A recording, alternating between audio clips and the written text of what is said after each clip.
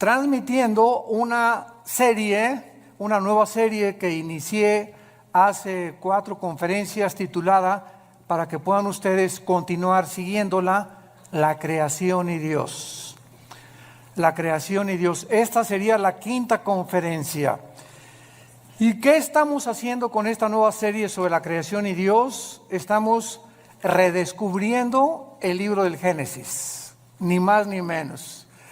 O sea, estoy tratando de concentrarme nada más porque ya hubo una vez cuando ya tenemos en conferencias, ¿verdad?, y grabadas casi 40 capítulos del Génesis, versículo por versículo, pero me quiero concentrar simplemente en 2 capítulos, en el capítulo 1 y el capítulo 2, que es la creación y la recreación del planeta Tierra.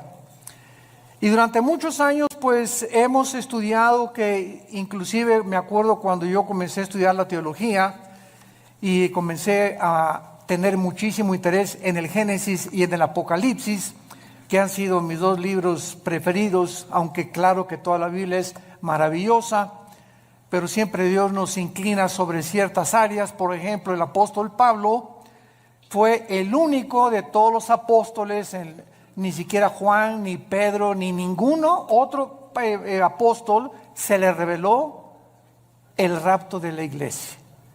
A Pablo fue al único a quien el Espíritu Santo le reveló el rapto de la iglesia. A Pablo fue al único, Efesios capítulo 3, que le reveló que la dispensación de la iglesia tenía como objeto unir a los judíos y a los gentiles. A él le reveló. A Juan Dios se lo llevó al cielo y pudo ver hace 2000 años lo que iba a pasar con el futuro de la humanidad, y él escribió el Apocalipsis. El apóstol Pedro pues le escribe a todos los judíos que estaban siendo perseguidos, animándolos y mostrándoles que el sufrimiento formaba parte también de la esencia de nuestro caminar con Jesús. Y así vemos, ¿verdad?, que Jeremías tuvo una revelación, Isaías otra, Ezequiel otra, porque la multiforme sabiduría de Dios, ¿quién la podría medir? ¿Quién podría decir, pues solamente aquí está esto y aquí está esto? Sino que tenemos que abrir nuestra mente y darnos cuenta que estamos caminando con un ser que es Dios, completamente infinito, poderoso. ¿Quién podría comprender la profundidad de sus pensamientos y de su sabiduría? Así que cuando venimos al Génesis, el Génesis destroza, el Génesis hace pedazos, el Génesis debate cualquier filosofía que el ser humano haya inventado para tratar de explicar de dónde venimos. Entonces, esta es la razón por la cual nosotros nos podemos parar ante cualquier auditorio de astrofísicos, de astrónomos, de psicólogos, de sociólogos, de antropólogos, de paleontólogos, etcétera, de antropólogos, etcétera, etcétera, y poder decirles, psiquiatras, psicólogos, que el contenido que tiene la Biblia, y demostrado desde luego a través de las evidencias que la Biblia tiene, científicas, proféticas, genéticas, biológicas, químicas, físicas, literarias, poéticas, etcétera, etcétera, no hay ningún sistema de pensamiento que se pueda igualar con los pensamientos de Dios. Entonces, el ser humano, pues desde luego que jamás podrá nunca saber de dónde venimos. ¿Por qué el ser humano jamás podrá saber de dónde venimos? Porque para que sea científico, señores astrofísicos que nos escuchan, y físicos, matemáticos, y como en la disciplina académica que ustedes quieran tener, para que sea científico tiene que ser repetitivo. Entonces nadie estuvo cuando comenzó la creación. Entonces, como nadie estuvo cuando comenzó la creación, también muchos científicos inventan teorías. Entonces, no todo lo que tiene carácter pseudocientífico es verdad. Perdón. Entonces, pues se ha inventado, ¿verdad?, que el universo, ¡pum!, comenzó con el Big Bang, la gran explosión, y que de una explosión se formaron los universos, etcétera, etcétera. Y cuando oímos esto, como no estamos acostumbrados a pensar, síganme con mucho cuidado, El ser humano en su mayoría no está entrenado ni disciplinado a pensar. ¿Qué quiero decir con esto? Que no analizamos lo que eso nos enseña. Por ejemplo, tú vas a la escuela y a la universidad y te puedes graduar con un doctorado en filosofía, y al mismo tiempo que tienes un doctorado en filosofía o en ciencias políticas, al mismo tiempo has aceptado que venimos del chango. ¿Por qué lo has aceptado? Lo has aceptado como un dogma nada más, porque tú mismo sabes, si tienes un poquito de mente analítica, que es imposible que el ser humano científicamente proceda de los animales, sobre todo a la luz de la misma ciencia.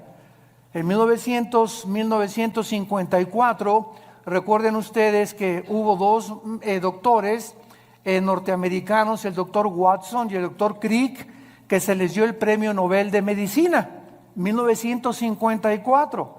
¿Por qué se les otorgó el premio Nobel de Medicina? Porque descubrieron la hélice del ADN, del ácido desoxirribonucleico. ¿Qué cosa es esto? Bueno, en los billones de células que el cuerpo humano tiene, se encuentra un código genético. O sea, se encuentra en cada célula de tu cuerpo, y esto lo descubrió la ciencia. Y en cada célula de mi cuerpo, que son billones de células, se está escrita tu vida y mi vida. La información genética de tus tatarabuelos y de mis tatarabuelos. Y en cada célula de tu cuerpo está el color de tu piel, el color de tus ojos, la estatura que tú ibas a tener, todo absolutamente codificado en cada célula. Ahora, muy bien, si pensamos y seguimos esta línea de lógica, si yo me encuentro una carta en la playa donde dice: Chencho, te quiero y te amo, te fuiste y me dejates, como quiera que esté escrita la carta, esas sentencias, esa unión de pensamientos no lo puede producir la arena del mar. Aquí detrás de esa carta, por más que yo quiera tratar de entender que fue otra cosa, hay una inteligencia que escribió eso dirigido a otro ser humano. Entonces es exactamente como cuando nosotros llegamos a la conclusión de que esa inteligencia y esa información que tienen nuestras células fue por accidente. Ahora, ¿qué dice la genética? Que el esperma de un chango es imposible que produzca un hipopótamo. Y que el esperma de un gato es imposible que produzca un perro. Y que el de una vaca produzca una jirafa. Y que el ser humano tiene las cromosomas XY, el varón, la mujer tiene las cromosomas XX, y cuando tú y yo nacimos, los varones, cuando mi papá se tuvo relaciones con mi mamá, el cromosoma Y de mi papá fertilizó el óvulo de mi mamá X, y tú y yo nacimos macho camachos. Entonces, si tú vas al médico y te haces un examen de sangre y sale que tienes el cromosoma Y, pero aquí dices que no, que eres mujer, entonces tu problema biológico no es biológico, sino es un problema mental. Tienes un tornillo flojo aquí adentro. Porque biológicamente Dios nos creó diferentes a los hombres y a las mujeres, haciendo a un lado ya la Biblia.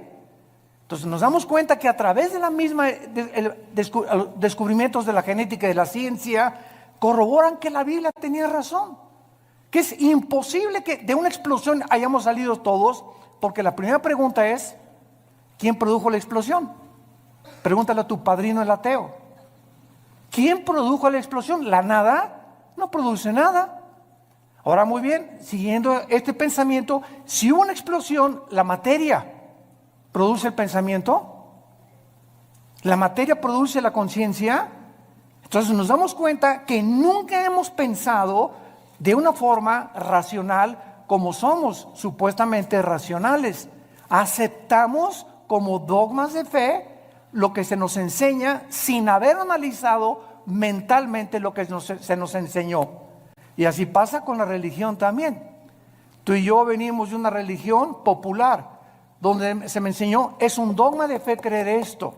Me acuerdo cuando yo tenía 13 años y quería ser cura, que le preguntaba yo a los obispos, oiga, ¿por qué esto? ¿Por qué Dios permitió el diablo? ¿Y por qué José no pudo tener relaciones con María? Es dogma de fe y lo tienes que creer. O sea, no pienses, acéptalo nada más. Y fue cuando yo me rebelé y me volví ateo. Entonces tuve como 15 años, 17 años en el ateísmo. ¿Por qué? Porque yo no aceptaba que yo tenía que aceptar algo cuando Dios me dio una mente analítica y tenía yo que pensar que lo que me estaban enseñando tuviera coherencia o hubiera evidencias para poder aceptarlo. Y así pasa con la fe, y así pasa con las cosas de la filosofía, de la ciencia y de la Biblia. No estamos acostumbrados más que a aceptar, y la fe cristiana no es un dogma de fe. La fe cristiana está basada no en dogmas, ni en liturgia, ni en ceremonias. La fe cristiana está basada, escúchame, en un hecho histórico. En un hecho histórico, en la resurrección de Jesucristo entre los muertos. Si Cristo no hubiera resucitado, no existiría el cristianismo. La base del cristianismo es que un hombre hace 2000 años bajó del cielo, el hombre Dios, nos dio un mensaje que sobrepasa la capacidad del ser humano para poder entenderlo, y que era imposible que sus pensamientos hubieran sido producidos ni por Platón, ni por Sócrates, ni por Mahatma Gandhi, ni por Confucio, ni por Zoroastro, ni por ningún gran líder religioso. Y ese hombre anuncia que va a morir y que tiene el poder sobre la muerte, y la resurrección de Cristo transforma el imperio más grande de toda la historia, el imperio romano. Y durante 300 años los seguidores de Cristo anuncian este mensaje: Jesús vive, y se enfrentan a un imperio, a los leones, los quemaron vivos, los hicieron teas humanas, los enterraron en su orina, en su excremento, quisieran acabar con el cristianismo y no pudieron, simplemente porque estos hombres vieron a Jesús resucitado. Y eso es lo que cambia al ser humano. No tenemos una Biblia con dogmas, tenemos una Biblia con evidencias históricas, arqueológicas, químicas, genéticas y de cualquier disciplina que tú quieras mencionar. Muy bien. En el capítulo 1 del Génesis, los que traigan su Biblia, recuerden siempre que los que no traigan Biblia, siéntense con un cristiano. Una de las tragedias más grandes del siglo XXI es que se calcula que el 80% de los cristianos van a la iglesia sin Biblia. Y nunca el Espíritu Santo va a poder tratar con tu vida si no te sientas con tu Biblia en las rodillas, y cuando estás recibiendo la palabra de Dios, estarla viendo, estarla hojeando, estarla aprendiéndola a manejar, porque es la espada del Espíritu. Entonces dicen unos, ¿para qué quiero la Biblia si ya pasan en las pantallas los versículos, etcétera, etcétera? De todas maneras, tenemos que aprender a ser hombres de la palabra de Dios. Bueno, Génesis capítulo 1, versículo 1 y versículo 2. En el principio creó Dios los cielos y la tierra. Bereshit bara Elohim hasamayin haaretz. Es lo que dice en el hebreo. Son 7 palabras. Es impresionante el número 7 en la Biblia. Esto se llama en la Biblia la gematría, con G de gárgara, gematría. ¿Qué es la gematría? La gematría estudia la relación que existe entre los números y las letras. Entonces, cuando venimos a un libro como la Biblia, no es coincidencia que desde el primer versículo se demuestre que el 7 es el número de la perfección y el número con el que termina la Biblia en el Apocalipsis. En el Apocalipsis el 7 está desde el primer capítulo hasta el último capítulo. 7 espíritus, 7 sellos, 7 trompetas, 7 copas, etcétera, etcétera. 7, 7, 7, 7. ¿Por qué? Porque solamente el hebreo, el lenguaje hebreo y el lenguaje griego tienen un símbolo en las letras. Recuerda cuando íbamos a la escuela, ¿verdad? Lo recordamos todos, que nos enseñaron los famosos números romanos.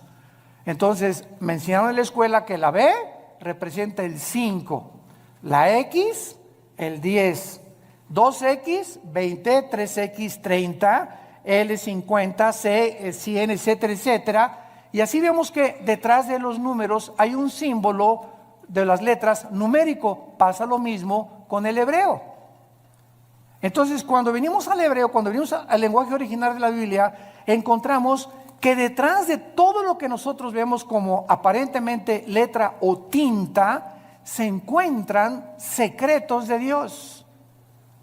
Hace algunos años, ustedes recordarán los famosos códigos de la Biblia, que unos judíos, cuando se inventaron las computadoras, comenzaron a computarizar principalmente el libro del Génesis y encontraron lo que se llaman los números secuenciales, que cada 7 letras o cada 7 versículos se encontraba el nombre de Yoshua, que es Jesús. Y que a través de este análisis comenzaron a encontrar que había tantas cosas escondidas que era imposible que los seres humanos lo hubieran podido hacer. Así que si un ser humano hubiera comenzado a inventar, en el principio creó Dios los cielos y la tierra, ¿quién se lo dijo? Y el orden que tenemos en el Génesis de la creación es el orden en el que la ciencia corrobora que así existió la creación. Por ejemplo, nosotros no podíamos existir si antes no existieran las plantas por la fotosíntesis, y si no existiera el agua, y si el sol no estuviera alumbrándonos, ni la luna tampoco, ni la tierra girando perfectamente bien sobre su eje alrededor del sol. Antes de que el ser humano fuera colocado en el planeta Tierra, Dios ordenó un medio ambiente adecuado para que tú y yo pudiéramos existir. Antes de que Dios nos pusiera aquí en este ambiente, en la tierra, nosotros hacemos todos los días así y respiramos. ¿Te has puesto a pensar qué es lo que respiras? Estamos respirando una mezcla de hidrógeno que es como un 82% mezclado con oxígeno y otros gases.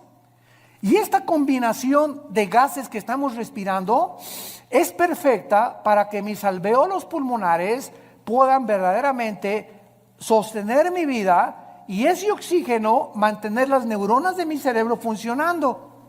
Y si yo me salgo de la atmósfera y me voy a la luna o a algún otro planeta, nos ahogamos, porque no existe fuera de la atmósfera ni en toda la Vía Láctea ningún oxígeno combinado, ni hidrógeno ni gases para que el ser humano pueda sobrevivir. Cuando tú tienes un niño o cuando estás embarazada y vas a tener un niño, ¿qué es lo que hacen las mamás antes de que nazca? Pues preparan la cunita y preparan el zarapito y preparan sus chupones. O sea, cuando el niño nace ya tiene un medio ambiente adecuado para poder sobrevivir y para que el mundo lo reciba. Entonces ya la mamá tiene su cunita y todo precisamente porque lo preparó antes de que él naciera. Dios, antes de colocar al ser humano en este planeta, todo lo preparó. Nos puso una puesta del sol, valles, agua limpia, árboles, manzanas para que cuando yo arrancara una manzana tuviera las propiedades nutriológicas y las vitaminas y los minerales que puedan ayudarme a mi digestión.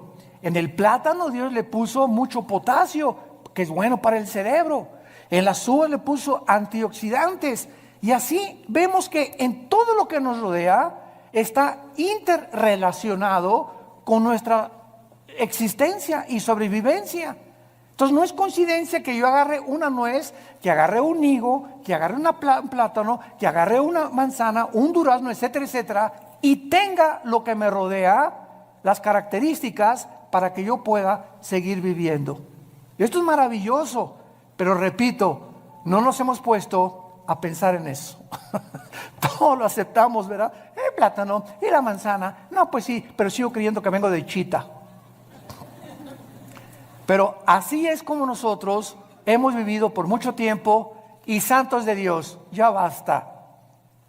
Tenemos que comprender que Dios nos ha revelado, dice Efesios 1, el misterio de su voluntad. Dios quiere que nosotros podamos conocer los secretos que todavía el mundo no ha conocido, por lo cual el mundo se encuentra al borde de una tercera guerra mundial. Estamos en el siglo XXI y vemos ahorita un desajuste total de los gobiernos, de las ideologías, de las filosofías. La misma ciencia está como loca tratando otra vez de a ver si a través de la ciencia podemos nosotros sobrevivir. Hemos hecho un pobre papel como administradores de este mundo y estamos a punto de autodestruirnos nosotros porque nos hemos creído dioses y hemos sacado a Dios de la ecuación y hemos creído que tenemos el potencial y los talentos y la inteligencia para que nosotros resolvamos los problemas que van más allá de nuestra capacidad para poder resolverlos. No somos dioses. Somos seres finitos, somos agentes morales responsables de nuestras acciones y algún día tú y yo le vamos a dar cuentas a Dios. Si tú mueres ahora en Navidad o el 25 o el 31 de la borrachera que te vas a poner, o el año que entra, en el momento en que tú mueras, se acabó para toda la eternidad tu oportunidad de venir hoy a la cruz. Cuando oigas su voz, no te endurezcas. Tú ni yo no sabemos cuándo Dios nos va a llamar a partir y a salir de este mundo al otro mundo que es más real que en el cual estamos viviendo. La Biblia dice, prepárate para encontrarte con tu Dios. En el principio creó Dios los cielos y la tierra. Veamos nosotros en primer lugar la palabra Bereshit, que es la palabra que se tradujo principio. Y es la palabra que se tradujo en el griego para orígenes. Bereshit, con B de burro. S-H-I-T al final, Bereshit. La palabra Génesis es la palabra hebrea Bereshit, que significa orígenes. Síganme con mucho cuidado. Antes de que Dios dijera en el principio, ¿Dios existía, sí o no? Ok, Él existía antes de el tiempo, el espacio y la materia. Cuando Dios dice en el principio, estamos viendo el principio del tiempo. Apúntalo, el principio del espacio y el principio de la materia, exactamente como la física lo confirma y lo certifica. El espacio, el tiempo y la materia son indivisibles. No puede existir el espacio sin la materia, ni la materia sin el tiempo. Y esta fórmula o estos tres elementos que son los que forman el universo que nos rodea, fue precisamente lo que hasta 1900, aproximadamente entre el 32 y el 42, un científico alemán que huyó del nazismo a Estados Unidos, llamado Alberto Einstein, descubrió con su famosa fórmula de la teoría de la relatividad. La energía igual a m a la masa por la velocidad de la luz al cuadrado. Y con esta fórmula Einstein corroboró claramente que el tiempo está unido al espacio y el espacio con la materia y que solamente son medidas de nosotros porque el universo no es infinito como se creía hasta el siglo XIX y hasta el siglo XX con los descubrimientos de Einstein y de los científicos genetistas, el doctor Crick y el doctor Watson, comenzamos a entender que todo lo que se enseñó por casi 19 siglos de Cristo a nuestros días, la ciencia se equivocó y que la Biblia ya lo afirmaba con siglos de anticipación. En el principio, hubo un principio, el universo no es infinito. Y si hubo un principio, hay un final. Y a finales del siglo XIX comienza otra teoría científica a demostrar la Biblia, la famosa ley de la termodinámica. Las leyes de la termodinámica. La primera ley y la segunda ley de la termodinámica confirman que nada se crea ni se destruye. La segunda ley afirma que el universo está en un proceso de deterioro, que todo se tiene que descomponer, todo se tiene que oxidar con el tiempo, todo se tiene que echar a perder. A tu carro le tienes que estar continuamente echando aceite para que funcione el motor. Tenemos que estar tomando agua nosotros, vitaminas. Estamos en un proceso, en un universo donde el mismo Sol pierde millones de toneladas masa por segundo. El Sol pierde millones de toneladas masa por segundo.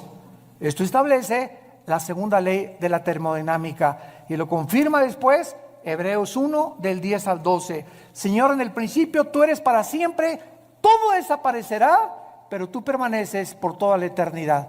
La Biblia ya enseñaba que el universo tenía algún tiempo que terminarse. Esto se conoce en la física como la ley también de la entropía, si lo quieres apuntar. La ley de la entropía, del desgaste, que la Biblia tiene otro nombre y es en Romanos 8 la ley de la corrupción.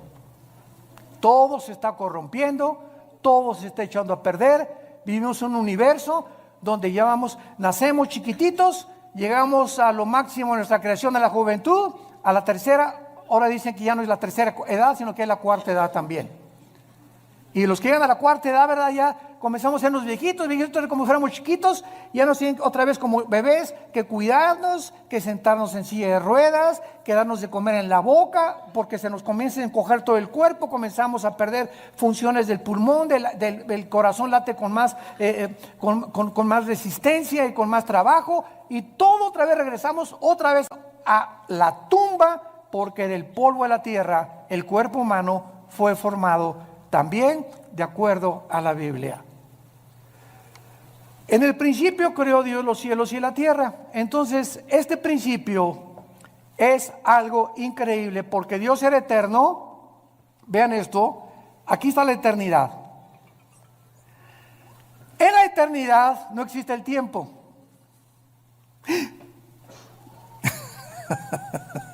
En la eternidad no hay pasado, no hay presente, ni hay futuro.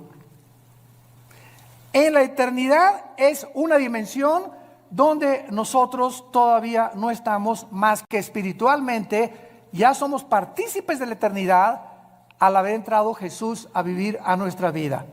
Esta es la vida eterna, Juan 17, 2 y 3, que te conozcan, que conozcamos. Ya estamos en la eternidad, aun cuando no estamos experimentalmente en la eternidad, aunque no estamos físicamente en la eternidad, hasta que nuestros cuerpos sean renovados, resucitados, con las características para vivir en otra dimensión que no es el planeta Tierra, ni en el universo donde tú y yo vivimos.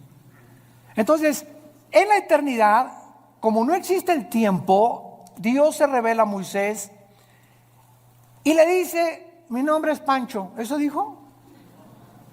Llámeme Juan. Llámeme Santiago. Dios le dice a Moisés en Éxodo 3: te voy a dar mi nombre, Moisés, y nos funda los fusibles el nombre de Dios. Yo soy el que soy,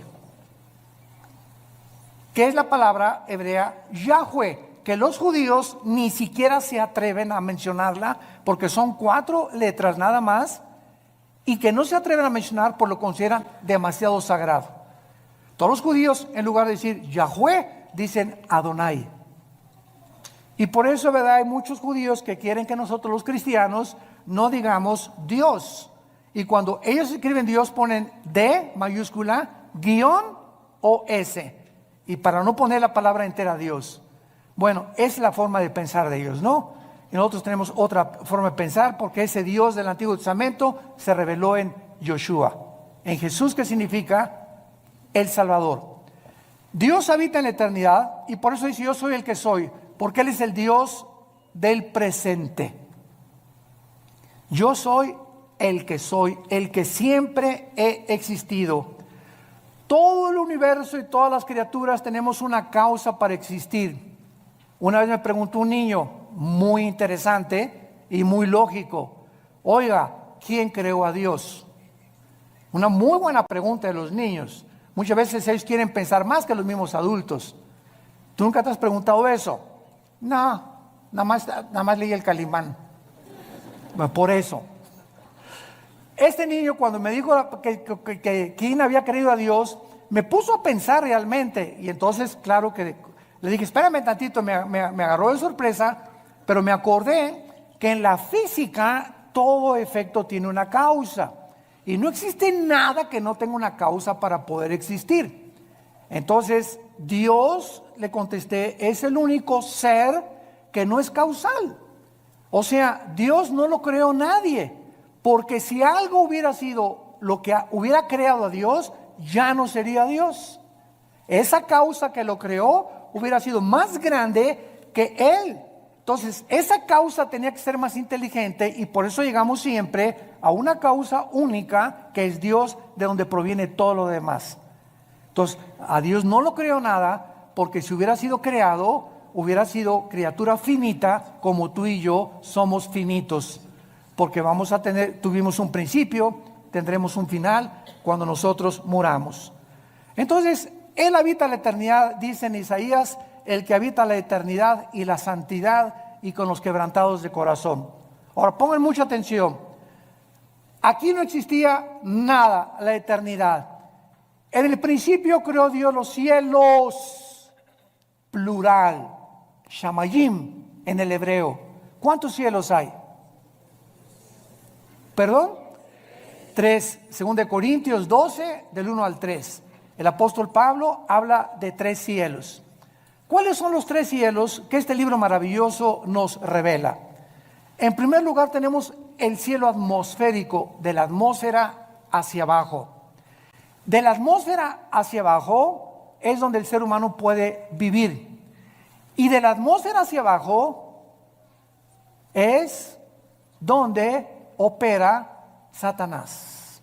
Efesios 2, del 1 al 3. Se le llama a Satanás el príncipe de la potestad del aire. Y esa palabra aer en el griego es atmósfera. O sea, Satanás opera de la atmósfera hacia abajo. Sígame con cuidado. Estamos pensando, ¿verdad? Muy bien. ¿Qué existe en el mundo invisible de la atmósfera a nuestro alrededor? Ondas de radio, ondas de sonido. Ahorita está pasando por aquí la charrita del cuadrante. Aquí está FM, diferentes bandas que yo no las veo ni las oigo, pero tengo un aparatito que se llama radio y ese radio tiene un diseño para que cuando yo le vaya moviendo el botoncito, agarre esta banda o agarre esta banda o AM o FM, que con mis oídos físicos no los puedo yo sintonizar, pero ese aparatito lo traduce y lo traslada a mis oídos. Entonces, de la atmósfera hacia abajo, Satanás tiene el control de los medios de comunicación. Cuidado con lo que lees y lo que oyes en la televisión. Cuidado las películas que ves. Cuidado la música que escuchas. Cuidado los mensajes que escuchas. Porque esto es precisamente el control de Satanás. Dice en 1 Timoteo 4:1, muchos apostatarán de la fe en los últimos tiempos. ¿Qué dice? Viendo, oliendo, tocando. No, dice, muchos apostatarán de la fe oyendo a espíritus engañadores. Es a través del sentido del oído que los demonios pueden afectar mi mente y tu mente. Cuídate con los amigos que tienes que te hablen cosas. Ay, sí, ¿a poco tú ya eres virgen a los 25 años de edad? Ay, pues ahora la moda es que todas las muchachas se acuesten con sus novios y ya, ¿verdad? Para probarnos. Y comenzamos a oír algo que no viene de Dios. Y viene de tu compadre, de tus familiares, de tus amistades, pero siempre es a través de el oído. Y lo que viene de Dios, Romanos 10:17, la fe es por el oír y el oír. ¿Qué estamos oyendo más? ¿El radio? ¿La charrita del cuadrante? ¿El FM? ¿La música del mundo? ¿Los consejos del mundo? ¿O estamos oyendo a Dios? En la proporción en la que tú tengas contacto con la Biblia y oigas lo que Dios a través de la Biblia te quiere decir, es en la proporción en la que tendrás discernimiento para saber que cuando oigas algo que no es de Dios, tú ya tienes tu oído tan afinado que dices, esto no es de Dios, no te oigo, no me digas eso por favor, esos chismes ya no los quiero oír. Y comenzamos nosotros a aprender a rechazar el espíritu de mentira y el espíritu de error que siempre viene a través de lo que oímos. Esto es impresionante y miren ustedes lo que les voy a contar en este momento. En el versículo 3 la Biblia dice, y Dios dijo que sea la luz. No estoy mal, estoy haciéndolo a propósito. Oiga, pero ¿cómo es posible que Dios diga día la luz si hasta el cuarto día el Dios puso en movimiento el sol y la luna? Fíjense cuántas cosas hemos oído y no hemos pensado para saber que aquí hay una aparente contradicción. Oye, que sea la luz y hasta el cuarto día y Dios pone en movimiento el sol y la luna. Entonces, ¿cómo puede haber dicho Dios que sea la luz si hasta el cuarto día aparece el sol y la luna? La física nos va a ayudar. ¿Qué es la luz, señores físicos que nos acompañan? Bueno, estamos en el siglo XXI y hasta este momento solamente podemos concluir, dicen los físicos, que es un fluido de electrones o es un fluido de fotones. Y hasta ahí se quedan los físicos. En otras palabras, lo podríamos resumir. La luz es energía. Energía. Muy bien.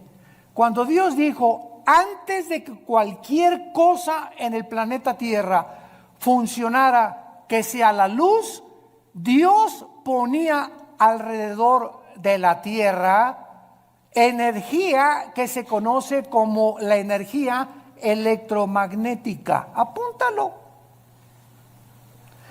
El electromagnetismo es algo que rodea el planeta Tierra, síganme con mucho cuidado, y gracias a este poder electromagnético que rodea la Tierra, ahorita tú me estás escuchando.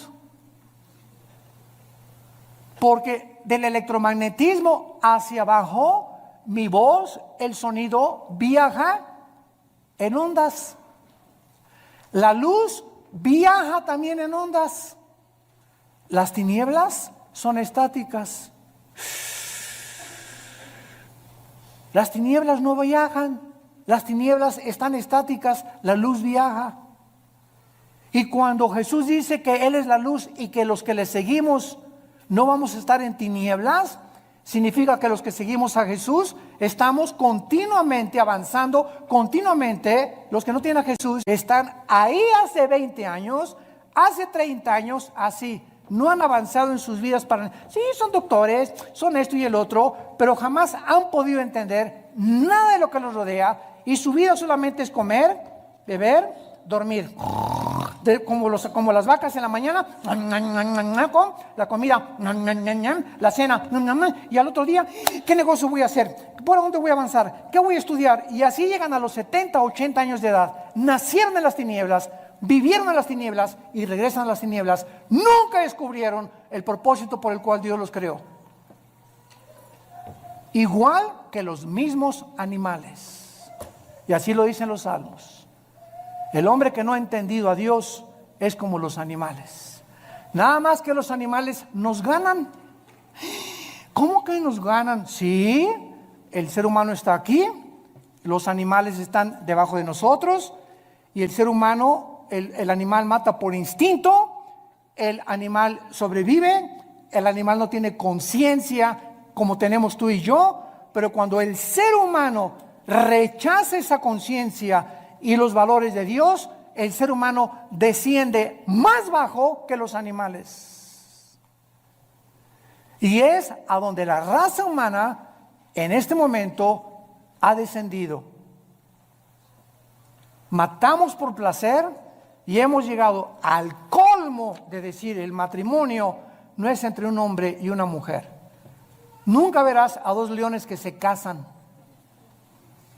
ni a dos perros que se casan, pero hemos llegado y decimos que somos pensantes a completamente destruir las leyes de la biología, las leyes de la genética, la ética de Dios, la moral que Dios nos dio en los mandamientos, y nos hemos convertido en peor que animales.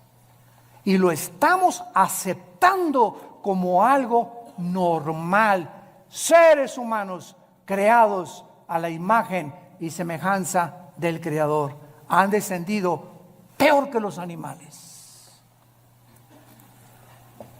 El electromagnetismo es uno de los poderes que existen con la gravitación y las fuerzas termonucleares.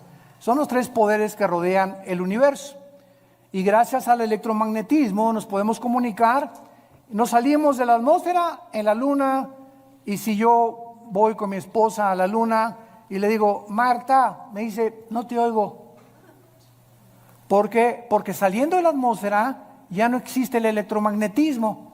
Entonces mi esposa y yo tenemos que tener escafandras especiales para comunicarnos fuera de la atmósfera. Por eso los astronautas tienen que comunicarse con escafandras. Te la quitas y no nos oímos. ¿Por qué? Porque fuera de la atmósfera no fue el programa de Dios para que viviéramos. Y el colmo de los colmos, gente en el siglo XXI que quiere irse a la luna de luna de miel. Hágame el favor nada más, mejor que la Riviera Maya.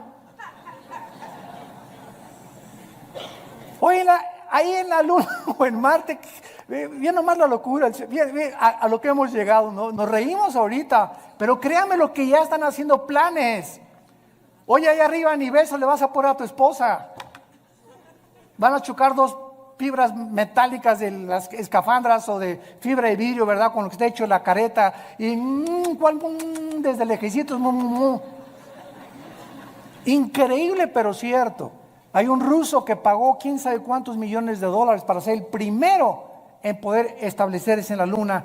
Y el sueño del ser humano es conquistar el espacio y llegar a Marte y esto y el otro, cuando no hay ninguna de las características, ni la atmósfera, ni el agua, ni nada, ni las plantas, ni las frutas que existen para poder sobrevivir más de un mes en otro planeta. Así de brutos somos. En el principio creó Dios los cielos y la tierra. Entonces está la eternidad, y en penúltimo lugar hay tres cielos. Nos quedamos en el cielo de la atmósfera, donde no habita Satanás, habita por todo el universo, pero él opera y energetiza de la atmósfera hacia abajo y usa los medios de comunicación y lo que oímos para afectar nuestro sistema de pensamiento y nuestras doctrinas. Y cuando comenzamos a comprender eso y todas estas cosas, comenzamos a tener más defensas, más municiones para pelear contra él.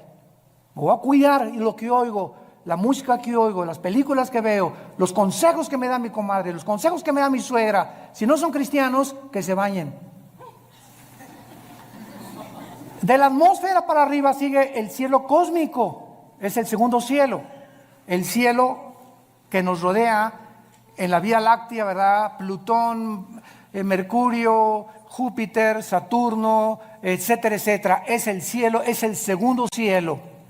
Este segundo cielo está ocupado. Sí existen los extraterrestres. Porque una vez me dijo ustedes lo conocen, me reservo su nombre, un experto en los ovnis. Oiga, el doctor Alducin, ¿y usted por qué no cree en los ovnis y los cristianos? Le dije, ¿quién dice que no creemos en los ovnis? Claro que creemos en ellos, pero simplemente no le llamamos ovnis, le llamamos ovis.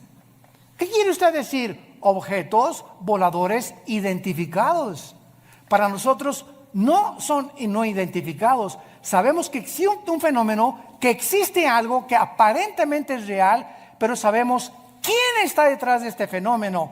Y cuando venimos a la Biblia, descubrimos que Satanás, Lucifer, el príncipe de la potestad del aire, tiene el poder de materializar la energía. Él puede hacer que se levante este púlpito, te puede apagar la televisión, puede ponerte un programa que tú no cambiaste, te puede abrir las ventanas de tu casa, te puede producir sonidos que hay con cadenas arriba del techo, te puede producir que hay un coyote cerca de tu baño aullando a las 2, 3 de la mañana, te puede hacer que una persona se aparezca y entre a tu cuarto toda vestida de negro, o puede hacer apariciones de como se llama la Llorona, una señora vestida toda de blanco y que de repente pasa por tu casa o en la noche y tú la ves y tú juras que algo pasó y que los medios de comunicación y las películas están llamando, ¿verdad? Apariciones. Son demonios. Son demonios. Y todo el universo está controlado por ángeles caídos. Y en tercer lugar, el tercer cielo es el cuartel general de Dios. Ezequiel capítulo 1, Daniel capítulo 7, Apocalipsis capítulo 4, que son los tres pasajes en la Biblia donde claramente se nos describe que hay un trono en el tercer cielo y a Dios se le describe con la apariencia humana. Se le describe sentado. Se le escribe sentado con pelo blanco. Claro que esto es una ilustración de la eternidad. Pero cuando Dios se hace hombre, toma la forma de nosotros. Y ahorita Jesús existe por toda la eternidad con forma humana. Su Padre no podría tener otra forma, tendría que ser como Él, porque Él es la imagen misma de Dios. Entonces, de alguna forma Dios escogió la forma como nos creó a nosotros, porque Él, ¿verdad?, también tiene que tener un cuerpo espiritual. Dios es espíritu, pero los espíritus también tienen alguna forma, no son etéreos ni incorpóreos, y a Dios se le escribe en el tercer cielo como sentado en un trono, gobernando soberanamente el universo. Ahora muy bien, vean esto con mucho cuidado. Dios habitaba en la eternidad, Dios es luz, allá no hay nada de tinieblas, porque 1 Juan capítulo 1, no hay tinieblas en Dios. Cuando Dios crea el tercer cielo, Dios se baja de la eternidad para entrar al tercer cielo. Crea el segundo cielo, el universo, y crea la atmósfera para nosotros. Y desde el principio de la Biblia, cuando dice Juan, en el principio era el verbo, está hablando del principio del tiempo, el espacio y la materia. Que Jesús ya existía desde que Dios había hecho el universo. Y Él era Dios, Jesús era Dios. Todas las cosas por Él fueron hechas. Nada de lo que ha sido hecho fue hecho más que por medio de Él. En Él estaba la luz, y la luz en las tinieblas resplandece, y en Él estaba la vida, y la vida era la luz de nosotros. Así comienza el Evangelio de Juan capítulo 1. Entonces, Dios baja al tercer cielo a habitar en un trono, porque antes del universo no necesitaba un trono. Un trono nos habla de gobierno. Entonces, cuando Dios decide, voy a crear un universo, y comienza con serafines, querubines y ángeles, Él tenía que darnos a conocer que un gobernante, alguien que está en un trono, es porque ejerce dominio. No hay un gobernante que no tenga súbditos, que no tenga leyes, que no tenga gobierno, porque sería un gobierno abstracto, ¿verdad? Sería un gobierno que no se podría ni siquiera llamar gobierno. Y esta es la razón por la cual Dios crea primero los serafines y los querubines. Síganme con cuidado.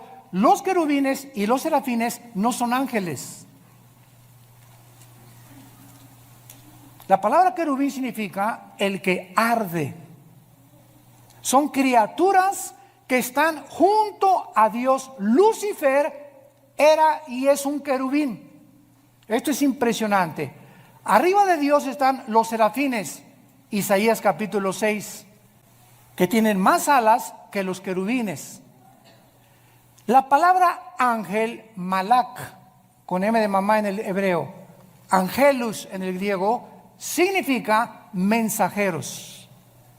Entonces, Dios desde su tercer cielo decidió que iba a mandar mensajeros, entidades espirituales, a visitarnos, a entrar a nuestras 4 dimensiones donde tú y yo vivimos, con cuerpos diferentes a los nuestros, pero que estas criaturas que Él enviaba a la tierra se iban a llamar sus mensajeros. De ahí viene la palabra ángel, que significa mensajero. Los querubines no bajan a la tierra, los serafines no bajan a la tierra. Los que han visitado la tierra, los que fortalecieron a Cristo, los que caminaron en Génesis 18 con Dios que bajó y caminó y se acercó con Abraham y se sentó Dios a comer con Abraham, lo acompañaron 2 ángeles mensajeros. Estos ángeles entraron a Sodoma y Gomorra, ¿se acuerdan? Génesis 19, y fueron cuando los homosexuales y los sodomitas los vieron, pues los querían, ¿verdad?, tener relaciones con ellos, de la belleza con la que los ángeles fueron creados, que ante los ojos humanos, ¿verdad?, bueno, es impresionante, seres perfectos. Esto es muy importante para no confundir y llamar a todos ángeles. Todos los querubines es una entidad espiritual, los serafines es otra espiritual, y a los querubines se les llama también 4 seres espirituales en Apocalipsis capítulo 4, Ezequiel 1, Ezequiel 2 y Ezequiel capítulo 10, que son igualitos a los de Apocalipsis capítulo 4. Y cuando nosotros vemos esta distinción de criaturas alrededor de nosotros, comenzamos a entender que cada uno tiene características diferentes. Y quiero terminar con esto. Durante muchos años se nos enseñó que los ángeles caídos son demonios y que los demonios son ángeles caídos. Y los ángeles caídos no pueden meterse a una persona, los demonios sí. Los ángeles caídos son principados, son gobernantes, son dirigentes de las huestes espirituales de Satanás. Los demonios son otro tipo de criaturas que perdieron sus cuerpos. En alguna época del tiempo pasado, Dios los condenó a vagar. Ahora sí que se les llama en Guanajuato las almas en pena.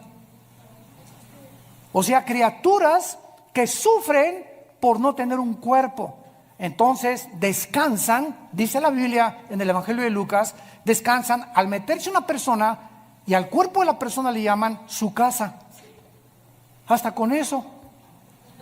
¿En dónde lo tienes tú? ¿En la cocina? Le llaman su casa y entran y salen a los seres humanos. Y hay demonios que entran en seres humanos de las 3 a las 6 de la tarde.